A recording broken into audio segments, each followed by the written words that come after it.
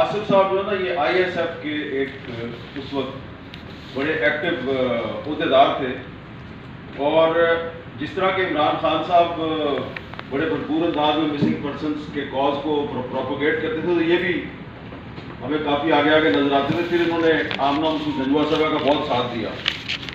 پھر یہ جب ان کی تعلیم ختم ہو گئی تو یہ جرنلسٹ بن گئے، اور جرنلسٹ بننے کے بعد اب ابھی تک یہ اس کاز کے ساتھ ہیں، حالانکہ یہ اسپورٹس جرنلسٹ ہیں، جو پولیٹیکل رپورٹنگ بھی کرتے ہیں. تو اس لیے آج ان کو کافی سالوں کے بعد آمنہ مسعود نجوہ صاحبہ کے ساتھ میں نے دیکھا تو مجھے بڑی خوشی ہوئی، اور امید ہے کہ آج کل عمران خان صاحب کے بارے میں ان کی رائے وہی ہوگی جو آمنہ مسعود نجوہ صاحبہ. برا تو نہیں لگ رہا ہے. میں نے یہاں پہ میرے سے پہلے کچھ دوستوں نے گفتگو کی، اور ان میں جو نصر اللہ بھائی ہیں ان کو تو ہم کافی سال سے جانتے ہیں، ان کی باتیں بھی سن رہے ہیں. اور اس کے علاوہ جو آفتاب صاحب ہیں انہوں نے جو گفتگو کی ہے، یقیناً وہ اپنے صوبے کی نمائندگی کر رہے ہیں. فگرز جو انہوں نے پیش کیے ہیں اس سے تھوڑا سا میں اتفاق نہیں کرتا. معاملہ کے پی کے میں اتنا کم نہیں ہے، مسنگ پرسنس کا بہت زیادہ. اچھا آپ نے صرف سواد کی بات کی، اور جو سندھ انعام صاحب نے بات کی اور بابا جان صاحب نے بات کی، تو مجھے بڑی خوشی ہوئی کہ آمنہ مسعود نجوہ صاحبہ نے کوشش کر کے ان کو یہاں پر بلایا اور ان کو یہاں پر اپنا پیغام پہنچانے کا موقع ملا.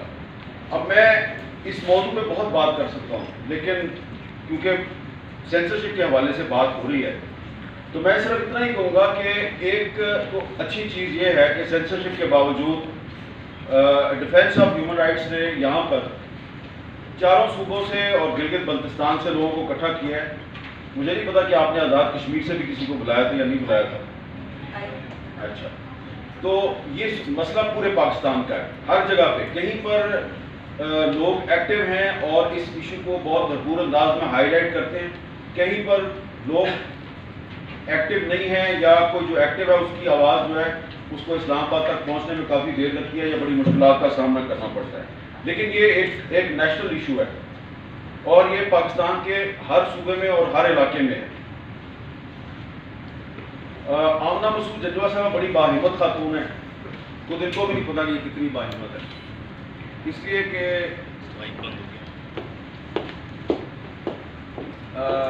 میں جب سے کوئی بات نہیں یار، مائک کے بغیر بھی ہماری آواز پہنچ ہی جاتی ہے، اب تو عادت ہو گئی ہے مائک کے بغیر اپنی آواز لوگوں تک پہنچانے کی. کوئی نہیں، کوئی مسئلہ نہیں، آپ ویٹ کرو.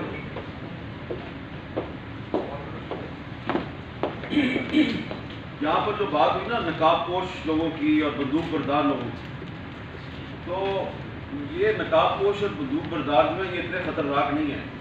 زیادہ خطرناک لوگ وہ ہوتے ہیں جو آپ کے دوست اور ساتھی بن کر اور آپ کے ہمدرد بن کر آپ کی صفوں میں آ جاتے ہیں اور جہاں پر بھی بیٹھے ہوں گے، اور پھر جو آپ بات کرتے ہیں اس کو جا کے مس رپورٹ کرتے ہیں. اور جب آمنہ مسعود نجوہ صاحبہ نے اپنی جدوجہد شروع کی 2006-2007 میں، اور مجھے یاد ہے کہ 2007 میں پہلی دفعہ ان کی آواز جب ہمارے شو کے ذریعے دنیا تک پہنچی تو میرے پاس میرے بہت سے کولیگز جو جرنلسٹ تھے، بہت سے پولیٹیکل لوگ اور بہت سی جو ہیومن رائٹس ایکٹیوسٹ تھے جو میرا خیال تھا کہ ان کے ساتھ ہیں، وہ آئے اور انہوں نے مجھے کہا کہ یہ بڑی خطرناک خاتون ہے. شروع میں یہ ٹیررسٹ تھی اور ایک ٹیررسٹ تنظیم سے ان کا تعلق تھا، اور مجھے کہا گیا بس آپ بچیں اس سے. پھر آہستہ آہستہ یہ غیر ملکی ایجنٹ بن گئی، اور اس کے باوجود جب یہ اپنی جدوجہد سے باز نہیں آئی، اس کے بعد ان کے کچھ اپنے ساتھی جو ان کے ساتھ اسی تنظیم کے پلیٹ فارم پر ان کے ساتھ کام کر رہے تھے، انہوں نے مجھے اپروچ کیا اور انہوں نے کہا کہ اس کو کسی طریقے سے ہم نے اپنی تنظیم سے نکالنا ہے، یہ ہائی جیک کر رہی ہے. میں حیران پریشان. تو ان کی ثابت قدمی تھی کہ اور ان کی ہمت تھی اور اللہ تعالیٰ نے ان کی مدد کی کہ یہ ابھی تک اپنی جگہ پہ قائم دائم ہے اور جو ان کے بارے میں جو پروپیگنڈا ہوا اس کو میں بیان نہیں کرنا چاہتا، وہ شاید ان کو بھی نہیں پتا، لیکن یہ اس وقت ہم سب کی ایک ادھر جہاں پہ سب پاکستان کے صوبوں سے لوگ آئے ہوئے ہیں، تو میں نے یہ مینشن کرنا ضروری سمجھا کہ یہ ہماری سب کی آپا جان باجی بڑی بہن بنی ہوئی ہے، تو اس کی سلامتی کی بھی دعا کیا کرے، کیونکہ آپ کو نہیں پتا کہ ان کے خلاف کیسے کیسے مقدمات بنانے کی کوشش ہوئی ہے۔ میں 2 سال پہلے کراچی میں ایک اردو کانفرنس ہوئی، تو اس اردو کانفرنس میں ایک گوادر کا شاعر تھا عمران ثاقب، تو عمران ثاقب نے ایک نظم پڑھی، وہ بڑی خوبصورت نظم تھی، تو میں نے اس کی نظم سنی، اور جب وہ سیشن ختم ہوا تو میں نے اس گوادر کے شاعر کو، وہ ہجوم میں گم ہو گیا، میں نے اس کو بڑی مشکل سے ڈھونڈا، میں نے اس کو کہا یار آپ نے اتنی خوبصورت نظم یہاں پہ آپ نے اپنی پیش کی ہے، یہ نظم جو ہے یہ تو میرا خیال ہے کہ یہ تو آپ کے صوبے کے جو اخبارات ہیں اس میں تو شائع ہوئی ہوگی۔ کہتا ہے جی نہیں۔ میں نے کہا کہیں پر آپ اس سے پہلے سنا چکے ہیں؟ کہتا ہے جی کئی مرتبہ سنا چکا ہوں۔ میں نے کہا کہیں پہ شائع ہوئی ہے؟ کہتا ہے جی شائع بھی نہیں ہوئی۔ میں نے کہا اچھا کیا وجہ ہے اتنی زبردست نظم آپ نے لکھی اور یہاں پہ پیش کی؟ اس نے کہا کہ اس نظم کی وجہ سے میں بڑے مسائل کا شکار ہوں، لیکن جب میں یہ نظم کہیں پہ بولتا ہوں، بیان کرتا ہوں تو مجھے داد بڑی ملتی ہے، اور جب وہ اجتماع ختم ہو جاتا ہے، کانفرنس ختم ہو جاتی ہے، جلسہ ختم ہو جاتا ہے، اس کے بعد پھر جو میرے ساتھ ہوتا ہے وہ میں بیان نہیں کر سکتا۔ تو میں نے کہا اچھا یار یہ اپنی نظم جو ہے اس کی کاپی مجھے دے دو۔ تو وہ نظم جو ہے وہ میں نے کوشش کی کہ میرے کالم کے ذریعے لوگوں تک پہنچ جائے، اور بڑی مشکل سے وہ نظم جو ہے وہ لوگوں تک پہنچ گئی۔ کیسے پہنچی یہ ایک لمبی کہانی ہے۔ بیان صرف یہ کرنا ہے کہ ایک بلوچستان کا شاعر وہ اگر لاپتہ افراد کے مسئلے پہ ایک نظم لکھ کر اس کو پاکستان کے عوام تک میڈیا کے ذریعے پہنچانا چاہے تو it is very difficult for him to communicate his message through a poem. یعنی کہ یہ ابھی تو کہا جا رہا تھا نا شاید میں ایک دہشت گرد بنتا اور مجھے آمنہ مسعود جنجوہ مل گئی لیکن میں دہشت گرد نہیں بنا، تو وہ جو شاعر ہے وہ تو شاعر کا تو دہشت گردی سے دور کا واسطہ نہیں، وہ تو قلم کے ذریعے اپنی بات لکھ رہا ہے۔ تو اب ذرا آپ اس نظم کے کچھ اشعار ہیں میں آپ کو سنانا چاہتا ہوں، اور اس کے بعد آپ کو میں بات کروں گا۔ یہ پوری نظم نہیں ہے، اس کے کچھ اشعار ہیں۔ تو یہ نام ثاقب صاحب نے اپنے جملے میں کہا، ہجوم ایک منتشر ریوڑ کی طرح چل رہا ہے کہ ان میں صنف کا جو سوچتا ہے لاپتہ ہے، وہ جن کی روح جڑ سے مر چکی ہے پھر رہے ہیں، جو خود میں دفن ہو کر جی اٹھا ہے لاپتہ ہے۔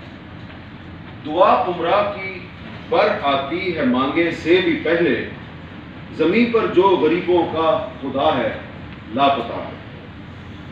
جوہل بازار میں سب جھوٹ کے گاہک ہے ثاقب، جو اس ماحول میں سچ بولتا ہے لاپتہ ہے۔ اب اس میں آپ کو کہیں پر بھی کوئی دہشت گردی یا پاکستان دشمنی نظر نہیں آئے گی، لیکن جب یہ نظم جو ہے یہ میرے کالم میں شائع ہوئی تو اس کے بعد اس شاعر کے ساتھ اس کو کافی مشکلات کا سامنا کرنا پڑا۔ تو میں نے یہ اتنی لمبی تمہید اس لیے باندھی آپ کو بتانے کے لیے کہ آپ کو خود پتہ ہے، مجھے بتانے کی ضرورت ہے کہ اس وقت لاپتہ افراد کے حوالے سے میڈیا پر کوئی بات کرنا یا ان کے مسئلے کو اجاگر کرنا کتنا مشکل ہے صحافیوں کے لیے۔ جب شاعر کے لیے اپنی نظم کے ذریعے اپنا پیغام عوام تک پہنچانا مشکل ہو جائے تو آپ سوچیں صحافیوں کے لیے کتنا مشکل ہوگا۔ اب بظاہر کہنے کو پاکستان میں میڈیا بہت آزاد ہے۔ 3-4 دن پہلے Pakistan federal union of journalist کا ایک سیمینار تھا، تو اس سیمینار میں وزیر اطلاعات شبلی فراز صاحب بھی آئے ہوئے تھے۔ تو شبلی فراز صاحب نے جب تقریریں سنی صحافیوں کی، ادھر سینسرشپ ہے، ادھر میڈیا کے لیے بڑے مسائل ہیں، صحافیوں کو اٹھایا جا رہا ہے، اغوا کیا جا رہا ہے، تو انہوں نے کہا کہ جب کسی ملک میں صحافیوں کے لیے حالات بہت خراب ہو جائے نا اور ان پر پریشر بہت زیادہ ہو تو ان کو موقع ملتا ہے کہ وہ اچھی صحافت کریں۔ تو انہوں نے ہمیں یہ پیغام دیا کہ اگر پاکستان میں حالات خراب ہیں میڈیا کے لیے اور آپ بہت زیادہ سینسرشپ کا شکار ہیں تو یہ کوئی بری بات نہیں ہے، اس میں تو آپ کی جو صحافیانہ صلاحیتیں مزید نکھر کے سامنے آئیں گی، یعنی کہ وہ ہمیں بھی وہی بنانا چاہتے ہیں جو آمنہ مسعود جنجوہ نوجوانوں کو نہیں بننے دیتی۔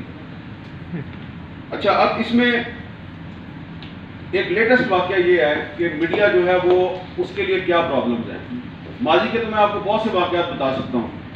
لیٹسٹ واقعہ یہ ہے کہ جب voice of Baloch missing persons کے کچھ لوگ جو ہیں نصر اللہ بلوچ صاحب کی قیادت میں جب وہ اسلام آباد آئے کچھ ہفتے پہلے، تو انہوں نے اسلام آباد پریس کلب کے باہر اپنا سوچا کہ ہم دھرنا لگائیں گے اور ہماری کوریج ہو جائے گی، ہمارا مسئلہ لوگوں تک پہنچ جائے گا۔ تو انہوں نے آ کے کیمپ لگایا پریس کلب کے باہر۔ تو پولیس نے کہا جی کہ آپ کیمپ اٹھائیں اور جائیں یہاں سے۔ تو انہوں نے پریس کلب کی انتظامیہ سے رابطہ قائم کیا، پریس کلب کی انتظامیہ نے ایڈمنسٹریشن سے رابطہ قائم کیا۔ ایڈمنسٹریشن کی طرف سے کہا گیا جی یہ آپ کیوں فیسیلیٹیٹ کر رہے ہیں، یہ بڑے غلط لوگ ہیں۔ تو انہوں نے کہا اچھا ٹھیک ہے، وہ آپ اس طرح کریں، یہ ہماری ذمہ داری، آپ ان کو تنگ نہ کریں، یہ بس یہ زیادہ پرابلم نہیں کریں گے آپ کے لیے۔ خیر، انہوں نے وہاں پہ کیمپ لگا لیا۔ کافی دن گزر گئے، ان کو کوئی کوریج نہیں مل رہی اور میڈیا میں بھی کوریج نہیں مل رہی۔ اور صورتحال یہ تھی کہ مجھے خود میرے ذاتی علم میں ہے کہ کچھ رپورٹرز اور کیمرہ مین جو آئے ان کی بات سننے کے لیے، انہوں نے جا کے جب اپنی سٹوریز فائل کی تو ان کے ساتھ پرابلم شروع ہو گئی۔ پھر یہ ہوا کہ کیمرہ مین سے کچھ ان سے کہا گیا کہ یہ جو آپ نے ان کی ریکارڈنگ کیا یہ ہمارے والے کریں۔ تو کچھ ہمارے جو ٹی وی چینلز کے جو نیوز رومز ہیں انہوں نے بندے ہی بھیجنے بند کر دیے۔ پھر ہم نے جن کو ضرورت تھی تھوڑی سی فوٹیج کی، ہم نے کوشش کی کہ جو نان ریگولر جرنلسٹ ہیں یا نان ریگولر کیمرہ مین ہیں ان کو بھیج دیا کہ وہ کر لیں تھوڑا سا، تاکہ ان کو کوئی فالو نہ کر سکے، ڈیٹیکٹ نہ کر سکے۔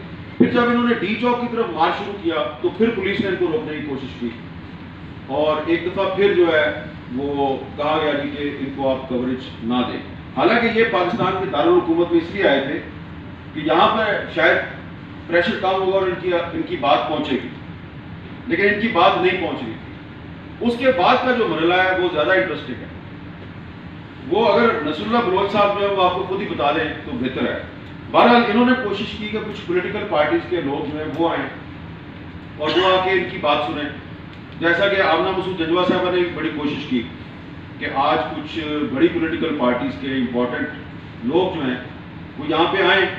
انہوں نے یہ کوشش کوئٹہ میں پی ڈی ایم کے جلسے کے فوراً بعد بھی کی تھی، اور ان کا پیغام جو ہے وہ پاکستان کے کم از کم 3 بہت اہم اپوزیشن لیڈرز تک پہنچ گیا، لیکن ان کو کہا گیا جی ہمارے پاس ٹائم نہیں ہے، ہمارا اسکیجول بڑا ٹائٹ ہے۔ تو اسی طرح نصر اللہ بلوچ صاحب نے بھی کوشش کی۔ بہرحال ان کی جو کوشش تھی وہ اس لیے کامیاب ہو گئی کہ ابتدا میں خیال یہ تھا کہ یہ بس ایک دن کے لیے ڈی چوک میں آئے ہیں، چند گھنٹے بیٹھیں گے واپس چلے جائیں گے، لیکن یہ تو آئے تھے بلوچستان سے، تو یہ جب وہاں بیٹھ گئے تو انہوں نے کہا ہم نے واپس نہیں جانا۔ دوسرا دن بھی گزر گیا، تیسرا دن جب گزر گیا اور تھوڑا تھوڑا اپوزیشن والوں کو احساس ہوا کہ یہ بڑی زیادتی ہے کہ اتنی دنوں سے آگے بیٹھے ہوئے ہیں اور ان کے پیغامات ہم تک پہنچ گئے ہیں، تو پھر مریم نواز صاحبہ آ گئی، اور مریم نواز صاحبہ آئیں اور انہوں نے آ کے ان کی بات سنی۔ اور وہاں پہ اس دن یہ ہوا کہ جب یہ ہماری بہن جو ہے بیٹی سمی بلوچ جو ہے جب یہ اپنی بات کر رہی تھی، جیسے اس کی گفتگو شروع ہوئی تو میں بھی کیونکہ وہیں پر موجود تھا اور میرا رابطہ تھا کچھ ہمارے میڈیا کے لوگوں سے، جیسے ان کی گفتگو شروع ہوئی تو کہا گیا کہ نہیں ابھی نہیں، فوراً اس کو آف کریں، تو ان کو آف اسکرین کر دیا گیا کیونکہ یہ اپنی بات کر رہی تھی۔ پھر ایک اور وکٹم تھا، اس نے اپنی بات شروع کی، پھر نصر اللہ بلوچ نے بات شروع کی، ان کی گفتگو جو ہے وہ نہیں آنے دی گئی میڈیا پر۔ پھر جب مریم نواز آئیں تو شاید ان کو احساس تھا کہ میں یہاں پر اس لیے آئی ہوں کہ صرف میری بات نہ جائے بلکہ ان کی بات بھی جائے، تو انہوں نے مائک دوبارہ ان کے ہاتھ میں دیا، پھر ان کو آف ایئر کر دیا۔ دوبارہ مائک جب ان کے ہاتھ میں آیا تو پھر ان کی بات تھوڑی دیر کے لیے گئی، لیکن ان میں سے کسی کی بھی، یعنی کہ وہ جن کو ملنے آئیں، جن کی بات سننے وہ وہاں پر گئیں، ان کی بات نہیں گئی آن ایئر۔ البتہ مریم نواز صاحبہ کی بات آن ایئر چلی گئی. اس کے بعد وہ وہاں سے چلی گئی تو پھر ان کے ساتھ ان کو کافی ساری دھمکیاں دی گئی. تو آمنہ مسعود جنجوہ صاحبہ کل رات تک بڑی کوشش کر رہی تھی کہ یہاں کوئی آ جائے, لیکن کوئی کیوں آئے, کیونکہ آج کل تو مقابلہ ہے حکومت اور اپوزیشن میں کہ کون زیادہ اسٹیبلشمنٹ کو خوش کر سکتا ہے. تو یہ بات ہے جس سے کچھ لوگ اتفاق نہیں کریں گے, لیکن اندر کی کہانی یہی ہے. اور اس میں اگر پاکستان کی بڑی مین اسٹریم پولیٹیکل پارٹیز کی لیڈرشپ اس ایشو پر کھل کر بات نہیں کرتی تو آپ میڈیا سے توقع کرتے ہیں کہ میڈیا جو ہے وہ اس پر بات کرے اور آپ کی بات کو آگے پہنچائے. آپ کی پارلیمنٹ میں اس پہ بات نہیں ہوتی. جو سینیٹر یا ایم این اے اس پر تھوڑی سی بات کرتا ہے اس کو پھر بعد میں وہ دوبارہ الیکٹ ہی نہیں ہونے دیتے. فرض اللہ بابر صاحب کی مثال آپ کے سامنے ہے. تو اس لیے یہاں پر کوئی یہ سیکرٹ نہیں ہے, یہ ایک کھلی حقیقت ہے کہ پاکستان کی پارلیمنٹ اور پاکستان کی عدلیہ نقاب پوش اور بندوق بردار افراد کے ہاتھوں یرغمال ہے. اور جب پارلیمنٹ اور عدلیہ یرغمال ہو تو میڈیا جو ہے وہ بھی ڈائریکٹلی یا انڈائریکٹلی وہ بھی یرغمال بن جاتا ہے. اور کیونکہ میڈیا کی آزادی جو ہے وہ آپ کی پارلیمنٹ اور عدلیہ کی آزادی کے ساتھ مشروط ہے. میڈیا آئسولیشن میں بہادری کا مظاہرہ نہیں کر سکتا. اگر کوئی بہادری کا مظاہرہ کرتا ہے تو پھر اس کے ساتھ وہی ہوتا ہے جو مطیع اللہ جان صاحب کے ساتھ ہوا, اور بھی لوگوں کے ساتھ ہوتا ہے. ابھی پرسوں بھی سندھ میں ایک جرنلسٹ جو ہے اجے للوانی, اس کو قتل کر دیا گیا اور قاتلوں نے اس کو گولیاں مارنے سے پہلے کہا کہ تم ہمارے خلاف بڑا لکھتے ہو, 10-10-10. تو جو بھی سچ لکھے گا اس کا انعام 10-10-10. اور جو 10-10-10 سے بھی نہ ڈرے تو پھر وہ کیا کرتے ہیں کہ اس کے گھر والوں کو ڈرانے کی کوشش کرتے ہیں, اس کے گھر کی عورتوں کو ڈرانے کی کوشش کرتے ہیں. کہانی بڑی لمبی ہے. اور یہ ہے اصل پاکستان دشمنی. یہ جو دوسروں کو دشمن اور غدار کہتے ہیں نا, یہ ہے اصل میں پاکستان کے ساتھ دشمنی کہ جب آپ سندھ سے لاپتہ افراد کی بازیابی کے لیے نعرے لگاتے ہوئے پرامن لوگوں کو آپ پنجاب میں داخل نہیں ہونے دیتے تو آپ ان کو یہ پیغام دے رہے ہیں کہ سندھ میں کچھ لوگ جو پنجاب پر تنقید کرتے ہیں وہ بالکل درست کرتے ہیں. وہ کہتے ہیں پنجابی ظالم ہیں, یہ لو ہم تمہیں بتاتے ہیں کہ ظلم کیا ہوتا ہے. اور یہ صرف آپ کے ساتھ نہیں ہوا, یہ اس سے پہلے یہ 2014 میں جب کوئٹہ سے کراچی اور کراچی سے اسلام آباد تک لانگ مارچ ہوا تھا, جب وہ لوگ پنجاب کی حدود میں داخل ہوئے تو ان کے ساتھ جگہ جگہ پہ یہی ہوا. اور خاص طور پہ اکاڑا میں ان کے ساتھ بہت زیادہ ان کو تنگ کیا گیا, وائلنس ہوا, کیونکہ وہاں پہ ایک بہت بڑی چھاؤنی ہے. اور اس وقت بھی یہ بڑا مشکل تھا. اور اس وقت جب اس لانگ مارچ کے کچھ شرکاء جو ہیں ان کو ان کی ڈیمانڈز پر ہم نے پروگرام کرنے کے لیے ان کو اپنے اسٹوڈیو میں بلایا, تو اس وقت جو D G I S P R تھے جنرل آصف باجوہ, وہ خود ذاتی طور پہ چل کے آئے اور انہوں نے مجھے کہا کہ آپ یہ پروگرام نہ کریں ورنہ اس کے نتائج اچھے نہیں ہوں گے. تو اس لیے آفتاب علی شاہ صاحب صرف آپ نہیں ہیں جو جن پہ ظلم ہوا ہے, آپ کے ساتھ جو ظلم ہوا اس پہ ہم آپ کے ساتھ ہمدردی کرتے ہیں. لیکن میں بتانا یہ چاہتا ہوں کہ پاکستان دشمنی کیا ہے. پاکستان دشمنی یہ ہے کہ میں اس کا بہت سے, میں خود ایسے لوگوں کو جانتا ہوں اور میں نے کبھی سوچا کچھ دن پہلے کہ میں اس پر ایک کتاب کیوں نہ لکھوں, کہ بہت سے دہشت گرد جن کو قتل کرنے کے بعد یا جن کی موت کے بعد ریاست نے اعلان کیا کہ بہت بڑا دہشت گرد مارا گیا ہے, تو جب وہ دہشت گرد نہیں تھے تو اس وقت ان کی کیا کہانی تھی.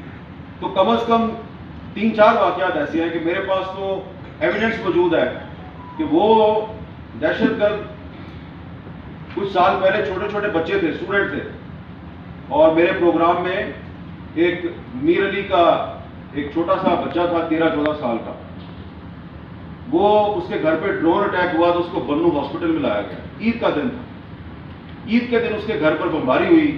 مجھے کسی نے بنو سے فون کیا, بڑی اس نے کہا جی کہ آپ ضرور آئیں آج. تو میں جناب عید کے دن بنو چل پڑا. وہاں جا کے میں نے اس ایک ہسپتال میں جو وکٹمس تھے بیچارے زخمی, ان کو دیکھا. تو یہ جو ایک بچہ تھا جو زخمی تھا, مجھے ڈاکٹر نے کہا کہ یہ بچہ جو ہے اس کی ماں بھی اس کے ساتھ تھی اور اس کے ساتھ والے بیڈ پہ تھی اور وہ مر گئی ہے. اور یہ بچہ جو ہے نا, یہ ماں کے مرنے سے پہلے تک اس کو یہ کہہ رہا تھا کہ ماں وہ جو میرا بیٹ تھا بلہ, وہ بلہ بچ گیا کہ وہ بچہ جو ہے وہ کرکٹ کھیلنے کا شوقین ہوگا. تو جب اس کے گھر پہ بم گرا تو وہ ماں کے ساتھ زخمی ہو کے اسپتال آیا. تو اس کو جب ہوش آیا تو وہ ماں سے بلے کی بات کر رہا تھا کہ میرا بلہ بچ گیا یا نہیں بچا. تو ماں نے اس کو یہ کہا کہ بیٹا یہ تمہارے ساتھ جو ہوا نا, تو بلے کو بھول جا.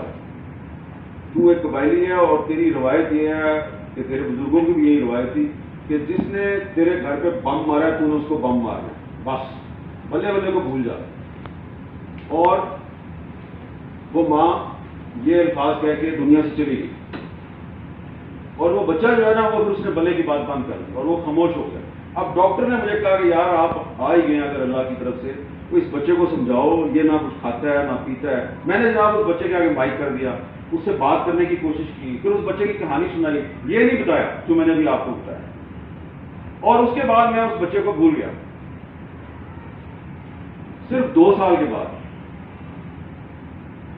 یہاں پہ ٹیکسلا کے قریب جو آپ کی ایک آرڈیننس فیکٹری ہے, اس پر ایک سوسائڈ اٹیک ہوا.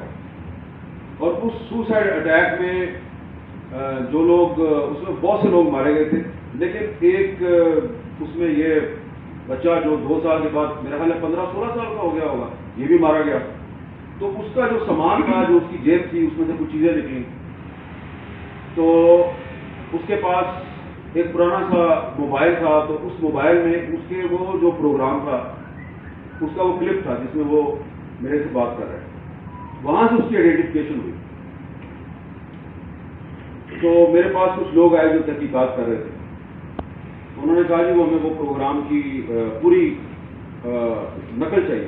میں نے کہا کیا کرو گے آپ نقل لے کے؟ اگر جس دن وہ چلا پروگرام, تو میں سے اس دن کوئی چلا جاتا اس کے پاس, اس کو کسی اسکول میں داخل کرا دیتے, اس کو کسی بورڈنگ ہاؤس میں رکھتے, اس کا خیال کرتے, وہ ٹیررسٹ نہ بنتا. اب تم نے کیا کرنا ہے اس کو ڈھونڈ کے. اسی طرح کچھ عرصہ پہلے قائد اعظم یونیورسٹی میں نے ایک پروگرام کیا. تو ادھر ایک اسٹوڈنٹ تھا بلوچ, اس نے مجھ سے بڑا ہی سخت سوال کیا. میرے ساتھ اس وقت کے وزیر داخلہ احسن اقبال صاحب بیٹھے ہوئے تھے. تو احسن اقبال صاحب نے اس کو جواب دیا اور اس کو جواب دے کے مطمئن کرنے کی کوشش کی.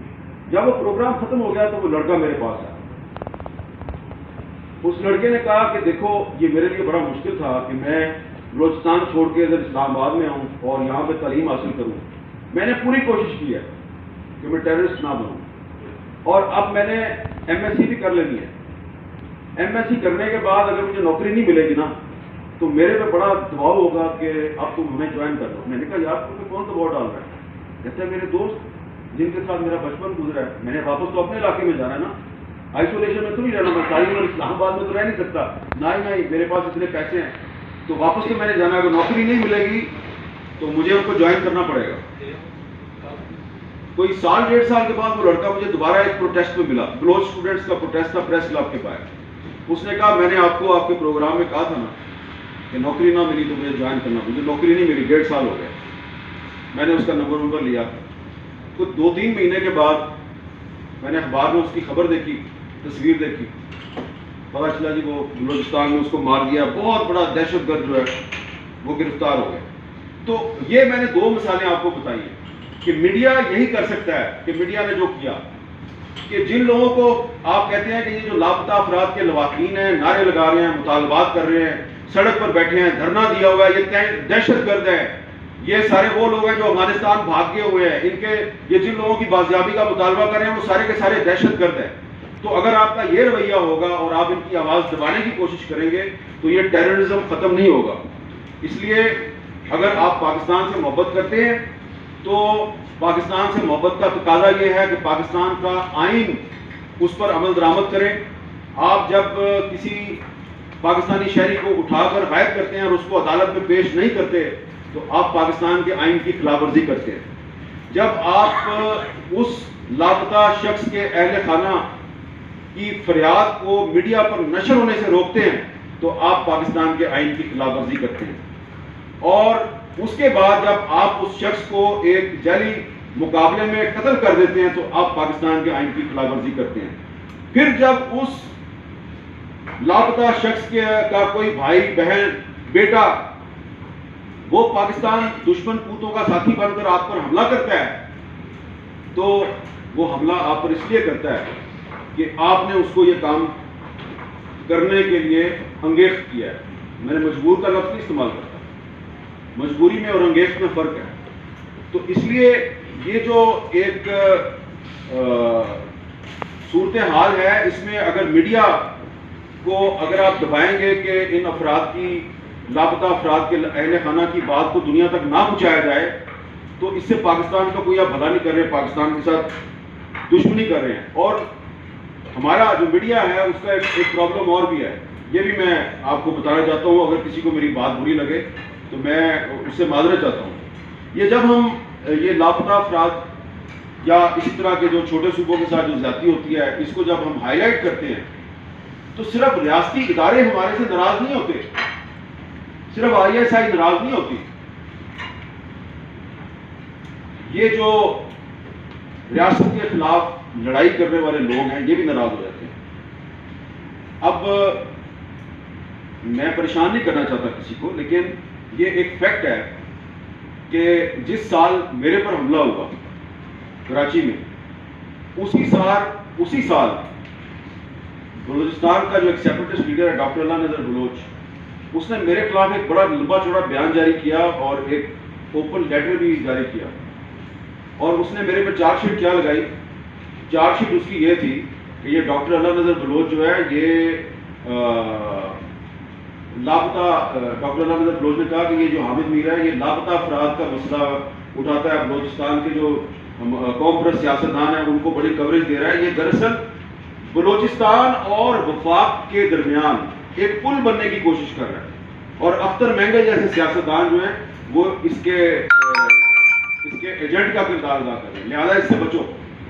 تو ISI بھی کہہ رہی ہے اس سے بچو اور ڈاکٹر اللہ نذر بھی کہہ رہے ہیں اس سے بچو، لہذا بلوچستان کا یا سندھ کا یا خیبر پختونخوا کا جو سیاستدان یا سیاسی کارکن یا وکٹم اسلام آباد آ کر یہاں کی حکومت کو اپنی آواز سنانے کی کوشش کرتا ہے، وہ صرف ریاستی اداروں کے ٹارگٹ پہ نہیں آتا، وہ ان اداروں کے ٹارگٹ پر بھی آ جاتا ہے جو ریاست سے نبرداز ہوا۔